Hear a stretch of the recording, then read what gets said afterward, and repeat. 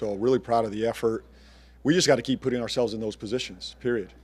You know, teams just don't figure out how to close overnight. That's a veteran team over there. In those moments, you're getting the defense's best effort.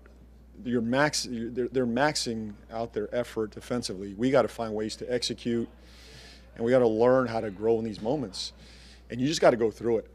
I know everybody wants the fast result right now. The impatience is there. I'm going to stay committed to this team. I'm going to stay patient. We got to stay resilient and figure out, how to get here.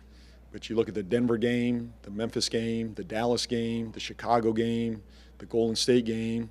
Just keep putting yourselves in these positions. That's how you do it. There's no magic pill. There's no magic play. There's no magic, defense out here. You just got to go through it. You got to find a resolve, a resiliency about it. And then, ultimately you got to execute. You got to make a shot. So we had a couple shots there we liked. There were a couple shots that we liked, and obviously it didn't go our way.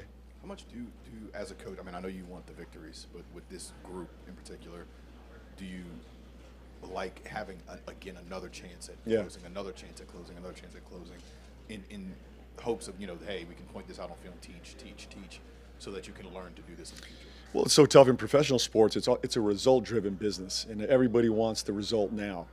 It's a very impatient culture we live in.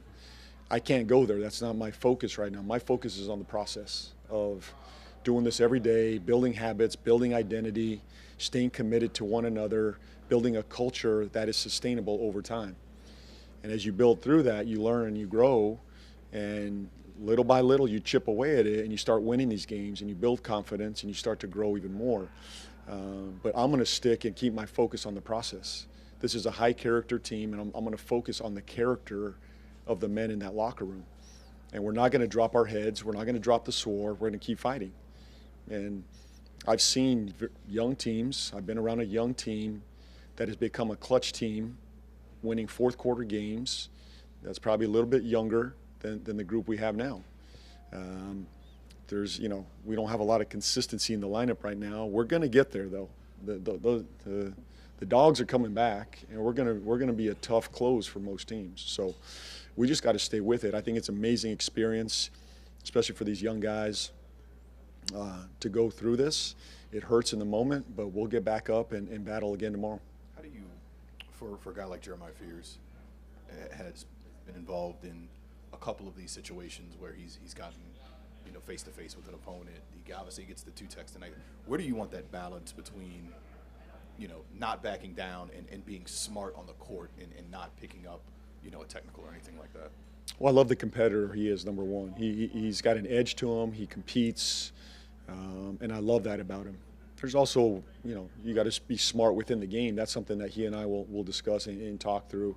And in those moments, you got to be smart. It's about the next play and thinking through it. So, we'll talk through it. These are moments he's growing through, just like all of us. And, I liked his poise out there tonight. I like his competitive spirit.